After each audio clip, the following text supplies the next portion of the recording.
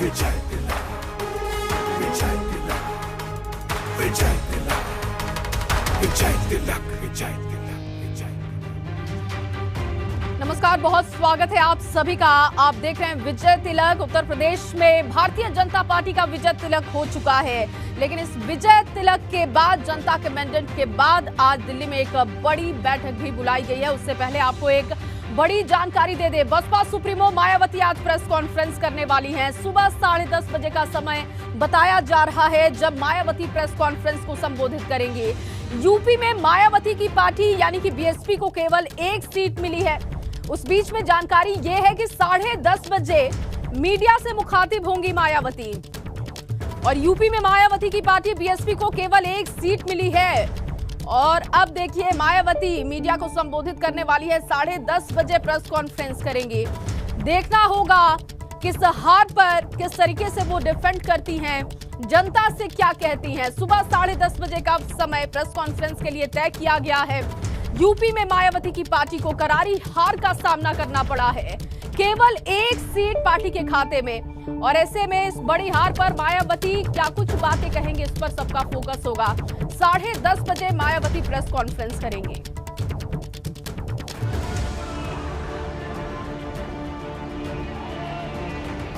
हाथी ने बिगाड़ा साइकिल का खेल, 22 की परीक्षा में फेल। शिखर के बाद सियासत का शून्य। 2022 की चुनावी जंग फतेह कर भाजपा ने जीत का परचम लहरा दिया है, लेकिन सबसे ज्यादा चर्चा मायावती की हो रही है, क्योंकि 4 बार यूपी की मुख्यमंत्री रही मायावती अब शून्य पर आ गई हैं। जिस पार्टी ने सूबे में 5 बार सरकार चलाई हो, आज उसकी हैसियत निर्दलीय से ज्यादा नहीं। हालांकि बसपा इसके लिए खुद जिम्मेदार है, क्योंकि आरोप लग रहे हैं कि उसने पूरा चुनाव संजीदगी से नहीं लड़ा। यहाँ तक कि मायावती के विरोधियों को भी कहना पड़ा कि वो प्रचार कब करेंगी। बहन जी की तो अभी ठंड ही नहीं उड़ी है, ये भयभीत है। बहन जी, चुनाव आ गया, थोड़ा बाहर निकलिए। बाद में ये न कहना मैंने प्रचार नहीं किया था। इन सब के बीच मायावती पर भाजपा की बी पार्टी बनकर चुनाव लड़ने के आरोप भी लगे। ये भी कहा जाने लगा कि मायावती भाजपा को नहीं बल्कि सपा को हराने के लिए चुनाव लड़ रही हैं। ये बहुजन समाज पार्टी के लोग भारतीय जनता पार्टी की सरकार बनाने के लिए परेशान हैं। पूरे उत्तर प्रदेश में बहुजन समाज पार्टी के टिकट भारतीय जनता पार्टी के सरकार के गृह मंत्री अमित शाह जी के कमरे में तय होता है और सिंबल बहुजन समाज पार्टी कार्यालय पे मिलता है। नतीजों के बाद अब कई सवाल उठ खड़े हुए हैं। क्या वाकई सपा का खेल भाजपा ने नहीं बल्कि बसपा ने बिगाड़ा? क्योंकि जिस दलित वोट को मायावती का कोर वोट माना जाता था, वो इस बार भाजपा की ओर शिफ्ट हो गया, जिससे जीत का पलड़ा पूरी तरह भाजपा की तरफ झुक गया। अगर ये वोट बैंक मायावती के साथ रहता तो तस्वीर कुछ और भी हो सकती थी। ऐसे में सवाल बड़ा है कि क्या मायावती से उनका दलित वोट बैंक छिटक गया या उन्होंने छिटक जाने दिया, क्योंकि पूरे चुनाव में मायावती के निशाने पर भाजपा से ज्यादा समाजवादी पार्टी ही नजर आई। यहाँ सपा व बीजेपी आदि की बनी सरकार में भी यूपी की जनता हर मामले में व हर स्तर पर काफी ज्यादा दुखी रही है। सपा की सरकार में तो अधिकांश यहाँ गुंडों, बदमाशों, माफियाओं व अराजक तत्वों एवं सरेआम लूट खसोट करने वालों का ही राज रहा है। लेकिन इन सब के बीच मायावती के खुद का भी बड़ा नुकसान हो गया, क्योंकि जिस बसपा को 2019 के लोकसभा चुनाव में अखिलेश यादव के साथ गठबंधन से संजीवनी मिली थी, वो 2022 में अब सिर्फ एक विधानसभा सीट की मालिक रह गई है। ये बसपा का अब तक का सबसे कमजोर प्रदर्शन है। ऐसे इस बात से समझ सकते हैं कि जिस बसपा ने 2007 में बहुमत का आंकड़ा पार किया था, आज वो एक सीट पर आ गई है। तो फिर सवाल बड़ा है कि इसमें किसका बड़ा नुकसान है, अखिलेश यादव का या फिर मायावती का। एबीपी गंगा के लिए ब्यूरो रिपोर्ट। तो भाजपा की जीत और समाजवादी पार्टी की हार के बीच बहुजन समाजवादी पार्टी की खूब चर्चा हो रही है, क्योंकि जिस पार्टी की सूबे में 4 बार सरकार रही वो इस चुनाव में एक सीट पर सिमट कर रह गई है। वहीं सवाल इस बात का भी है कि बसपा की इस हार का नुकसान उसे हुआ या किसी और को हुआ, क्योंकि चर्चा है कि बसपा का पूरा जोर भाजपा से ज्यादा सपा का खेल खराब करने पर था। ये रिपोर्ट देखिए।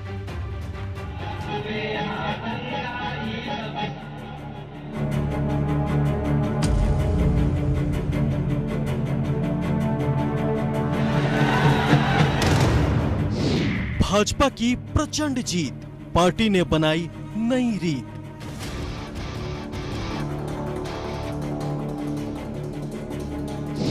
तोड़ा 3 दशक पुराना रिकॉर्ड, ये जीत नहीं शॉर्टकट।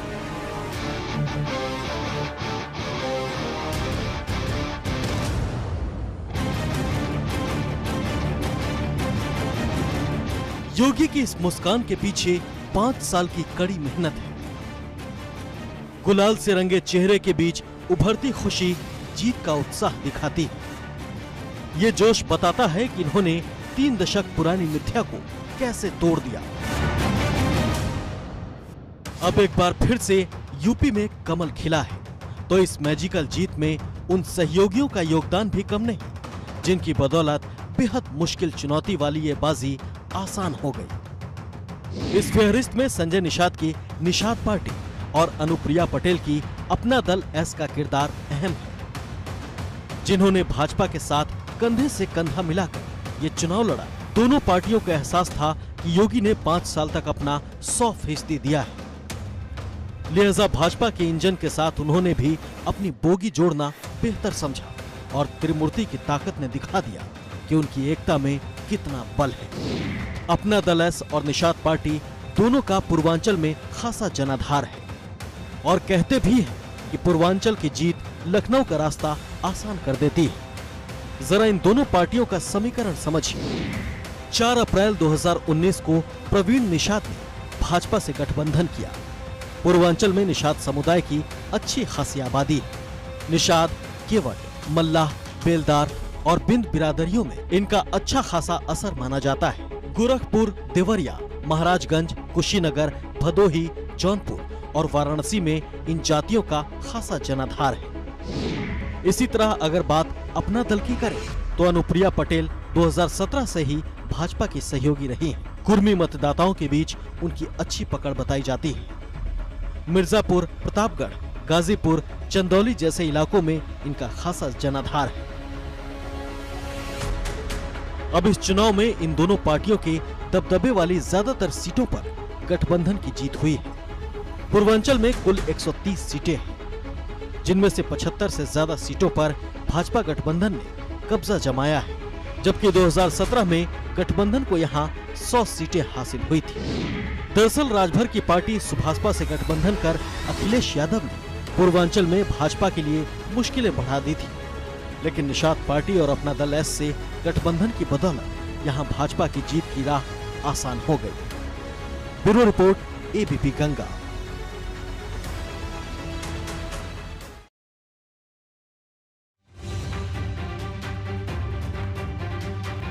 तो देश के सबसे बड़े सूबे की सियासी जंग बेहद दिलचस्प रही, लेकिन हम आपको कुछ ऐसी सीटों के बारे में बताते हैं जहां के नतीजे चौंकाने वाले रहे, क्योंकि दिग्गजों को हार का सामना करना पड़ा तो कहीं ऐतिहासिक जीत भी दर्ज हुई।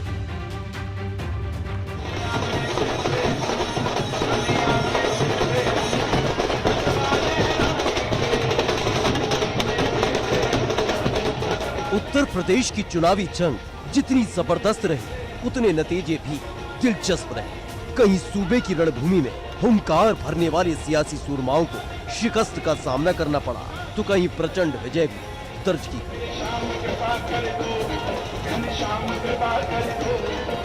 सबसे पहले आपको बताते हैं, प्रदेश के चुनावी कुरुक्षेत्र में अग्रिम मोर्चे पर आमने सामने का मुकाबला लड़ने वाले सीएम योगी आदित्यनाथ और अखिलेश यादव खुद अपनी सीट पर जीत की कितनी बड़ी लकीर खींच पाए। योगी आदित्यनाथ ने गोरखपुर शहर से 1,02,000 वोटों से प्रचंड जीत दर्ज की। अखिलेश करहल का दिल जीतने में कामयाब रहे, उन्हें 1,47,237 वोट मिले। इस तरह उन्होंने भाजपा के एसपी सिंह बघेल को 67,000 से ज्यादा वोटों से हराया। लखनऊ के सिंहासन पर केसरिया विजय का जो परचम लहराया, उसमें कुछ सियासी कमलकारों ने अद्भुत जीत दर्ज की, जिनमें गौतम बुद्ध नगर जिले की नोएडा सीट से भाजपा के पंकज सिंह का नाम भी शामिल है, जो 1 लाख से ज्यादा वोटों से जीते। इसी तरह साहिबाबाद से भाजपा के सुनील शर्मा भी 2 लाख से ज्यादा वोटों से ऐतिहासिक जीत हासिल करने में कामयाब रहे। भारतीय जनता पार्टी भले ही एक बार फिर केसरिया रथ चलाने में सफल रहे, लेकिन कुछ नतीजे चौंकाने वाले भी रहे। जैसे बलिया की फेफना विधानसभा सीट से योगी सरकार के मंत्री और 2012-2017 में जीतने वाले उपेंद्र तिवारी इस बार योगी लहर में भी हार गए। इसी तरह शामली के थाना भवन से योगी सरकार में गन्ना मंत्री सुरेश राणा को भी आरएलडी के अशरफ अली ने 10,000 वोटों से हराया। इटवा से योगी सरकार के मंत्री सतीश द्विवेदी चुनाव हार गए। सपा के माता प्रसाद पांडे ने उन्हें 1526 वोटों से हराया। इसी तरह कुछ और दिलचस्प नतीजे भी देखे तो कुशीनगर के तमकोहिराज सीट से कांग्रेस प्रदेश अध्यक्ष अजय कुमार लल्लू हार गए। फाजिल नगर से समाजवादी पार्टी के स्वामी प्रसाद मौर्य भी चुनाव हार गए, जबकि सहारनपुर की नकुड़ सीट से चुनावी मैदान में उतरे धर्म सिंह सैनी को भी हार का सामना करना पड़ा। लेकिन सबसे ज्यादा हैरान कौशाम्बी की सिरातू सीट के नतीजों ने किया, जहां उप मुख्यमंत्री केशव प्रसाद मौर्य समाजवादी पार्टी के प्रत्याशी पल्लवी पटेल से चुनाव हार गए। Bureau report, ABP Ganga.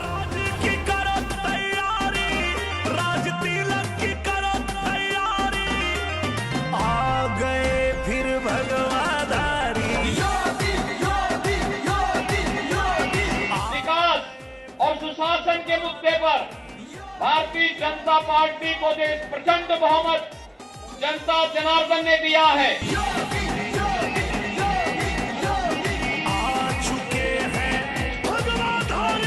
जय जय श्री राम, जय जय श्री राम। उत्तर प्रदेश में एक बार फिर से भगवा लहराया है और भाजपा ने शानदार जीत हासिल की है, लेकिन इन सब के बीच एक सीट ऐसी थी जिसने सीधे तौर पर अखिलेश यादव के लिए बड़ी चुनौती खड़ी कर दी थी, और वो सीट थी कुंडा की, और नाम है रघुराज प्रताप सिंह उर्फ राजा भैया, जिन्होंने कुंडा और बाबागंज पर शानदार जीत हासिल करके बता दिया और जता दिया कि सत्ता और सियासत के अपने मानक हो सकते हैं, लेकिन प्रतापगढ़ की जनता एक चेहरे को बखूबी जानती है। रघुराज प्रताप सिंह उर्फ राजा भैया ने कैसे जीत हासिल की और क्या उनका इतिहास रहा है अब तक राजनीति को लेकर, ये रिपोर्ट देखिए।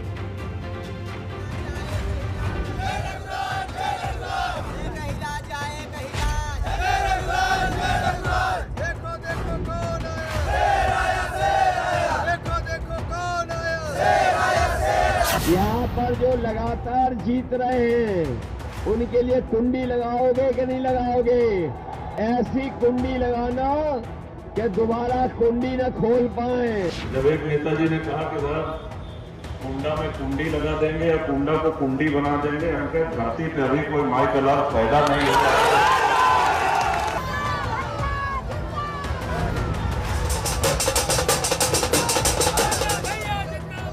ये दंभ नहीं था, ये विश्वास था। विश्वास एक ऐसे जनप्रतिनिधि का जो पिछले 2 दशक से कुंडा विधानसभा सीट का प्रतिनिधित्व करता आ रहा है। ये रघुराज प्रताप सिंह उर्फ राजा भैया का भरोसा था अपनी जनता पर।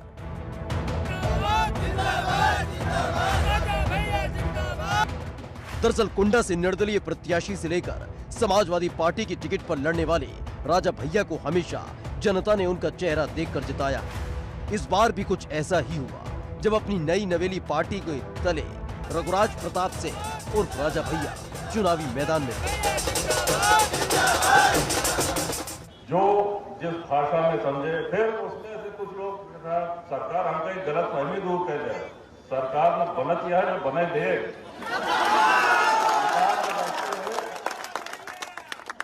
और जो लोग ये कह रहे हैं कि 10 तारीख को सरकार बन रही है, हमको गलत फहमी दूर कर 10 के बाद 11 और 11 का हम इंतजार करें। 11 तारीख की प्रतीक्षा है बस। जनसत्ता दल लोकतांत्रिक के बैनर तले अलग अलग सीट पर राजा भैया ने अपने प्रत्याशी उतार दिए थे, लेकिन वो शुरुआत से ही प्रतापगढ़ में मजबूत नजर आ रही थी। और फिर चुनावी जंग में सपा की तरफ से एक के बाद एक हमले राजा भैया पर किए जा रहे थे। कुंडा के लोगों, यहाँ पर जो लगातार जीत रहे हैं उनके लिए कुंडी लगाओगे कि नहीं लगाओगे? और ऐसी कुंडी लगाना कि दोबारा कुंडी न खोल पाए। जिस धार के साथ अखिलेश यादव ने राजा भैया पर हमला किया था, उसे सूद के साथ राजा भैया ने वापस भी किया। जब एक नेताजी ने कहा कि साहब कुंडा में कुंडी लगा देंगे या कुंडा को कुंडी बना देंगे, हम कहे धरती पे अभी कोई माई का लाल पैदा नहीं हुआ है। कुंडा कुंडा नहीं। और जब बहुत हो गया सुनते सुनते, तब इस बात पे हम आज प्रतिक्रिया कर रहे हैं। दरअसल प्रतापगढ़ में राजा भैया के प्रभाव को देखते हुए लगातार सपा हमलावर नजर आ रही थी। वहीं राजा भैया के सामने सपा की टिकट पर गुलशन यादव ताल ठोक रहे थे और फिर जुबानी जंग देखते देखते बड़े विवाद में तब्दील हो गई, जब गुलशन यादव ने अपने ऊपर हमला करने का आरोप राजा भैया पर लगाया। हमारे एजेंट हैं, बूथ पे एजेंट थे राकेश सरोज जी, उनको रघुराज प्रताप सिंह, एमएलसी अक्षय प्रताप, गोपाल गाड़ियों में उठा लिए, बूथ के अंदर से गाड़ी में बैठा के ले गए, मारा पीटा, सर फट गया। हमें अंदेशा है कि हाथ भी हो सकता है फ्रैक्चर हो। इसके बाद तो माहौल गरमाने लगा था और साथ ही बढ़ने लगी थी सियासी सरगर्मियां। और जब मतगणना शुरू हुई तो प्रतापगढ़ में रघुराज प्रताप सिंह ने अपने प्रतिद्वंदियों को घुटने के बल ला दिया। कुंडा सीट से खुद राजा भैया ने 40,000 से ज्यादा वोटों से जीत दर्ज की, तो वहीं दूसरी तरफ बाबागंज सीट से जनसत्ता दल लोकतांत्रिक के प्रत्याशी भी आसानी से जीत गए। ये जीत बताने के लिए काफी थी कि सियासत के अपने महारथी हो सकते हैं, लेकिन प्रतापगढ़ में रघुराज प्रताप सिंह सिर्फ एक नाम और चेहरा भर नहीं है, बल्कि सियासत का केंद्र बिंदु है।